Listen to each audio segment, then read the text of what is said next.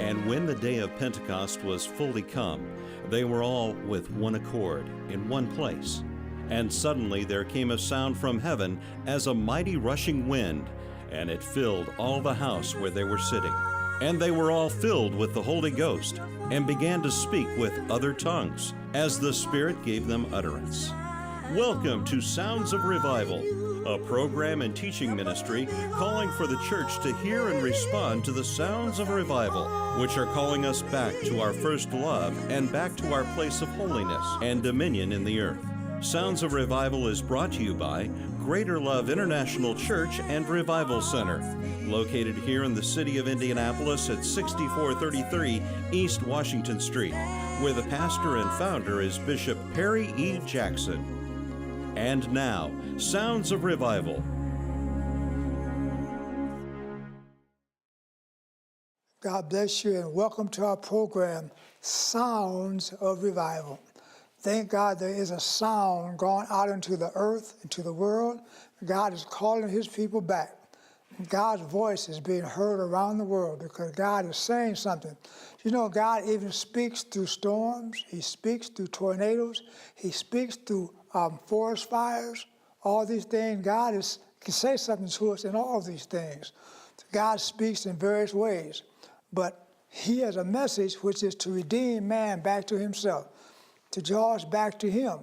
And then no matter what takes place in the world, you will be protected from them because you will be hidden in God, hidden in his word, hidden in his love. Just before we go into our word for today, we're going to have Psalmist Lois Foster minister in song. She is a psalmist. She writes her own songs. So let's listen to this song, and I'll be right back after this message and song.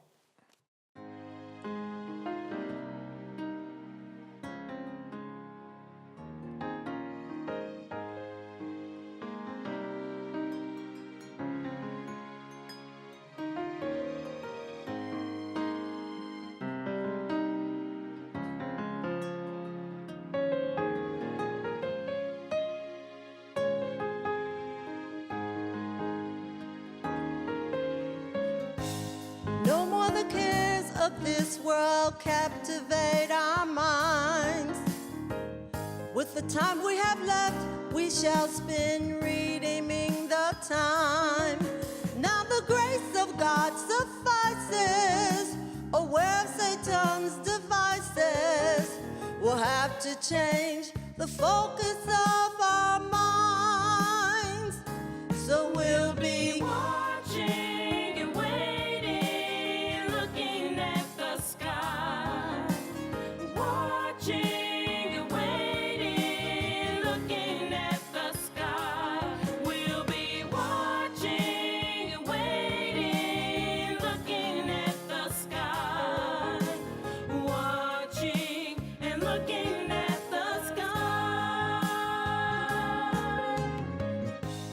power to tread on serpents and scorpions is mine. No longer a slave to sin, don't have to cross that line. And though darkness is increasing, we must pray without ceasing until he comes and splits the eastern sky. We'll be watching.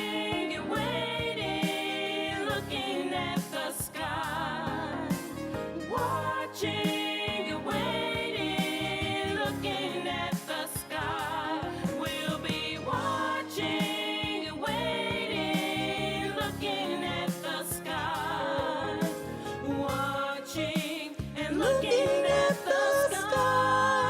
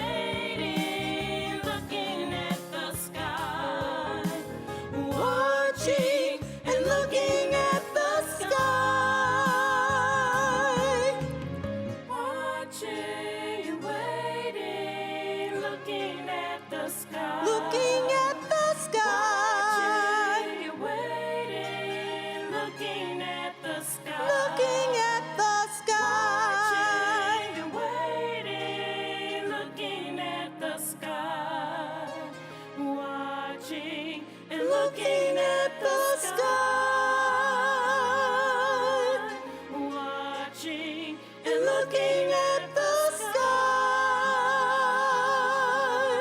watching And looking at the sky.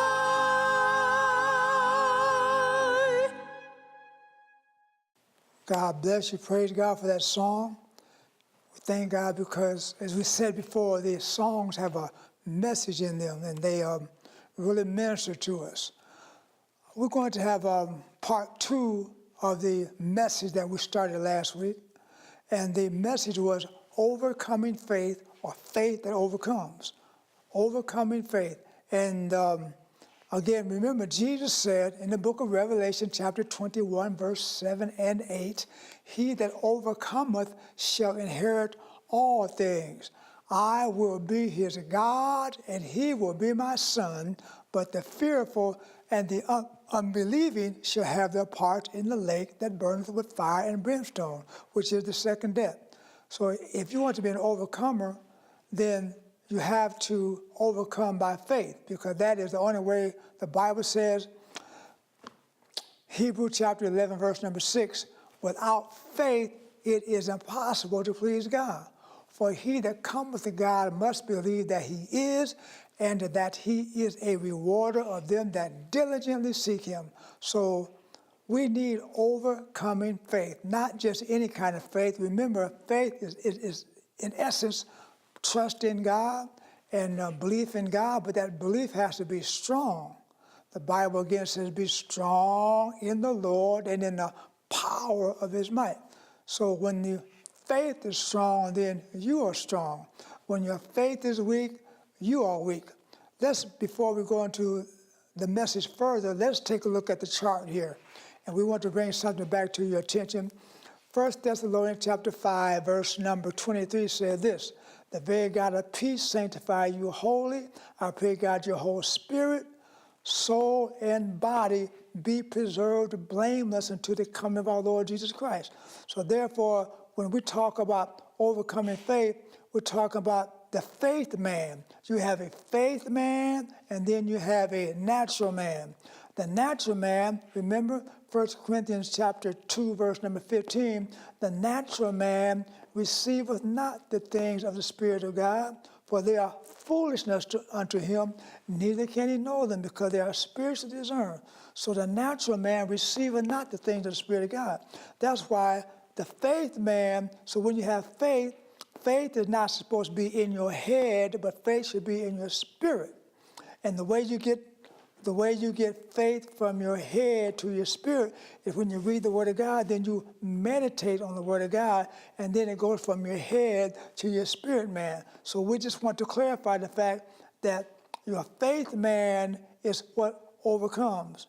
Your natural man cannot overcome in the spirit realm because he is not connected to God spiritually. And therefore your faith man, which is your born again man, connects you to your faith walk with God. All right, so again, we want to just keep in mind that God has a walk that he wants to walk with us, but he does it in the spirit realm. And he does it with that part of you that can be found in the spirit realm. Glory to God. And that's how you overcome.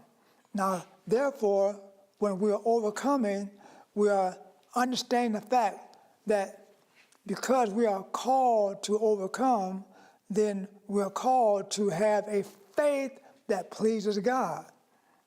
A faith that can be depended upon by God to be a faith of action and not just a faith of talk. So God is calling for his people to have overcoming faith. Faith that will stand when everything else falls. Faith that will endure. Faith that will be pleasing to God. So overcoming faith. And remember, the faith that we're talking about is a faith that comes from the Creator himself. Faith that God gives to us, but he gives it to us when we become intimate with him, when we become in our relationship with him, we keep our relationship alive. That's how we stay alive in the spirit realm. We keep our relationship alive with him. By the way, many times we talk about faith in the Word of God, but remember, faith in the Word of God is nothing without faith in the God of the Word. What we're saying here, let me stop and make something clear here. When we're talking about faith, we're talking about faith in the Word of God, but also faith in the Word of God will not work without faith in the God of the Word. What do I mean by that? For example, even when you read the Bible said, Psalm 119, verse 18, the writer said this, "Open thou mine eyes, that I may behold wondrous things of thy law." In other words, I'm reading this word, but I need God to open my eyes to what I'm reading. Because remember, the Bible said this, "The letter killeth, but the spirit gives life." What does that mean? That means you may have a zeal to read the Word of God, but if you don't read the Word of God with asking the God of the Word to help you to understand what you're reading, then you're going to be in trouble, because you're going to interpret the Bible your way, which is always the wrong way. And we're going to basically be confused by the Bible, being redundant. The Bible said, "The letter killeth, but the spirit gives life." If you try to read this Bible, the Word of God, without asking the God of the Word to reveal it to you, you're going to be confused. And it will produce death, confusion, and very much harm in your life, because you are, again, taking something that is holy and you made it unholy with your unholy thoughts. The Bible said in the book of Isaiah, chapter 55, verse 8, 9, and 10, God made a statement here. He said, "My ways are higher than your ways. My thoughts are higher than your thoughts. As the heavens are higher above the earth, so are my ways higher than your ways, and my thoughts higher than your thoughts." So therefore, God's word, God's ways are so much higher than ours. And therefore, when he gives a word to us, then he wants us to ask him to help us to understand what this word means. Every word you read, you must, again, depend on God to give you the understanding, to give you the revelation. Because you don't want to read the Word of God on your own, because what's going to happen? Well, for example, you become religious instead of righteous. You become good, but it's not godly. What we're saying, when you become religious, you are reading the Word of God, but religion is this, and tradition is this. Religion is understanding God's and interpreting His Word by your own opinion. Religion is man's idea, man's opinion of what God requires. That's what religion is. But you find that in the church. Religion, man's idea of what God requires, man's opinion. But you see, we don't understand this Bible by opinion or by what our preconceived ideas were. We have to get a fresh word from heaven when we're reading the Word of God. And sometimes Christians fail to realize this. They have a desire, because the Bible did say, "Study to show thyself approved unto God, a workman that needeth not to be ashamed, rightly dividing the Word of God." So many of us are sincere and we say, well, we're going to study. But you cannot leave the God of understanding out of that equation. So you have to prayerfully read the Word of God. For example, before I read the Word of God, I pray, "God, give me understanding, give me enlightenment." Remember the scripture we just quoted, Psalm 119, verse 18? What did the writer say? "Open thou mine eyes, that I may behold wondrous things of thy law." Oh, there's so many great things in this Bible, but you cannot understand them on your own. That's why the Christian world is in such a big mess right now, because everybody wants to interpret the Bible his way. We have hundreds of denominations, Christian denominations, because everybody wants to read the Word of God their way. But the Bible did say in the book of, thank you, Jesus, Proverbs chapter 12, verse 14, that there is a way that seemeth right unto a man, but the end thereof are the ways of death. And then Proverbs chapter 16, verse 25 said the very same thing.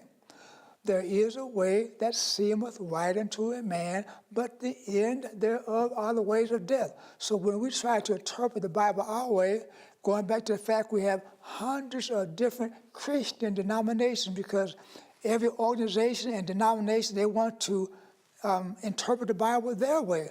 But the Bible said through the Apostle Peter, 2 Peter chapter 1, Peter said this, it's no part of the Bible, he said, no scripture is given by private interpretation, but holy men of God spake as they were moved by the Holy Ghost.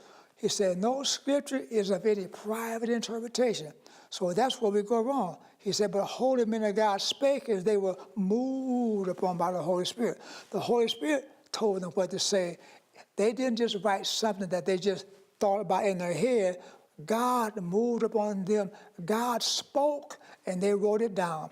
And if you look at the lives of the apostles in the book of Acts, when they had decisions about the Bible said they prayed together, and the Holy Spirit began to minister to them. They said that the Holy Spirit actually would speak to them and give them the understanding. So what we're saying here, even when you're reading the Bible, make sure, for example, you may have good intentions, and you may want to know what's in the Bible. You may want to know what God is saying, but God must give you the understanding. Romans chapter 10, verse 1, 2, and 3, this is a mistake that many of us make. Romans, just like the Jewish people did, they were confused. They had 35,000, 40,000 laws, but nobody could keep them. Amen. Because they would read the Bible and interpret their way. Okay, Romans chapter 10, verse 1, 2, and 3, Paul said this. He said, my prayer and my heart's desire for Israel is that they might be saved. He said, because I perceive that they have a zeal of God, zeal, Z-E-A-L, a zeal of God, but not according to knowledge, not according to revelation knowledge. Verse number 3 of that Romans chapter 10 said this, for they being ignorant of God's righteousness and going about to establish their own righteousness, have not submitted themselves to the righteousness of God. Did you get that? And this is how many times in the Christian world, we have to be careful. We have a zeal of God, but not according to knowledge. You have good intentions. Let me quote that for you again. Romans chapter 10, verse 1, 2, and 3. Paul said, brethren, my heart's desire and prayer to God for Israel is that they might be saved. Israel is God's people, all right, is that they might be saved. For I bear them record that they have a zeal of God, but not according to knowledge. They have a zeal of God. They want to do the right thing. They're zealous, but you have to have some wisdom and knowledge. It's just like fire. Fire is good, and it helps you. It warms you. It can cook for you. But there's fire, controlled fire, and then there's wildfire. Wildfire does a whole lot of damage. Controlled fire is good. So zeal, according to knowledge, can bring life. It can help you. It can strengthen you. It can be a great blessing to you. Zeal, according to knowledge. But the Bible says, I bear them record. They have a zeal, not according to, they got fire, but it's wildfire. Wildfire will hurt you instead of help you. And there are Christians right now, they have good intentions, but because they don't read the Word of God and hear from God, they just interpret on their own, and they hurt more people than they help, because they are just giving their own personal opinion about what the Word of God means. That's why even when you study the Word of God, first of all, you talk to the God of the Word before you read the Word of God. And have Him right beside you, tutoring you and talking to you, giving you the interpretation of what the Bible meant. I like what the Bible says in Psalm 32, verse number 8. He said this, Psalm 32, verse 8, I will instruct thee and teach thee in the way that thou shalt go. I will guide thee with my eye. And that's what we're saying. When you look in the Bible, you have to see through the eyes of God. Help me to see this through the eyes of God. If I see it through my eyes, God knows where I'm going to end up at. God knows what I'm going to come up with. And that's what you have in the church today. You bring 10 Christians in one room and they want to talk, you got 10 different opinions. But I love what the Bible says. Ephesians chapter 4, verse 5 says this, one Lord, one faith, one baptism, one God and Father above all, through all, and in you all. God is not schizophrenic. Amen. God got a plan. Ephesians chapter 4, verse 5, 6, and 7 again. One Lord, one faith, and one baptism. And the Bible talks again in many places, Ephesians chapter 5, various places how people come together, but we have to come together on the basis of the Holy Spirit interpreting what the Word of God says. Humbling yourself and saying, I'm going to listen to God as He gives me understanding of what I read. Glory to God. Because again, if you don't get the understanding, Psalm 119, the writer said this, in one of those verses, he said this, he said, give me, Psalm 119, verse 144, give me understanding and I shall live. If you read the Word of God without the proper understanding, you will die. Amen. Just is real simple. I don't have time to play around with that. If you're not reading the Word of God with the mind of God and with the Spirit of God, then you're a partaker of death. Though you have good intention, the road to hell is paved with good intentions. Going back to Romans chapter 10, verse 1, 2, and 3, Paul said, I bear them record that they have a zeal of God. Talking about that wildfire again, the wild, but not according to knowledge, revelation knowledge. For they being ignorant of God's righteousness. Now, what do you mean they were ignorant of God's righteousness? These Jews, they actually sometimes memorized the first 5 books of the Bible, the Pentateuch. They memorized, they were students, they were studious. How could you say that they being ignorant of the righteousness of God? They knew that letter. Man, they knew the letter. They knew Genesis, Exodus, Leviticus, Numbers, Deuteronomy, and they could tell you what those scriptures said off the top of their head, because from the time that they were able to hear, their parents drilled the word into them. The word by itself won't save you. You need God to interpret that word to you. You need God to breathe upon that word. Breathe upon your heart. And let that word, the understanding of that word come into your heart. Or you just, I like what the Bible said in the book of Jeremiah 6 and 16. Stand ye in the way and see, and ask for the old paths wherein is a good way, and walk therein. What does that mean? Okay, you could say, stand, when you're reading the Bible, ask for the right interpretation of it. Hey, I could have many good and wonderful interpretations, but that does not mean that the interpretation is from God. Good interpretation does not mean it's a God interpretation. So again, when we are reading the Word of God, just want to give you a tip here, we need to pray. Have a prayer session before you have a studying session, because you don't want to be out there by yourself, because guess what? The devils will start talking to you also. The devil knows the Bible. Remember, the devil quoted the Bible to Jesus. Do you remember that? When he came out of the wilderness, he was hungry. The devil quoted the Bible to Jesus, but Jesus would tell the devil, no, you got that wrong. You're misquoting the Bible. Oh yeah, the devil loves to quote the Bible. The devil loves to go to church. The devil will love to give you a good sermon, but it won't be a God sermon. So what we're saying, the Word of God is dangerous if you don't read it with a humble attitude that I cannot understand this Bible with my preconceived ideas about what this means. You know, sometimes people read the Bible trying to prove a point, and they spend hours trying to prove their point and miss God's point.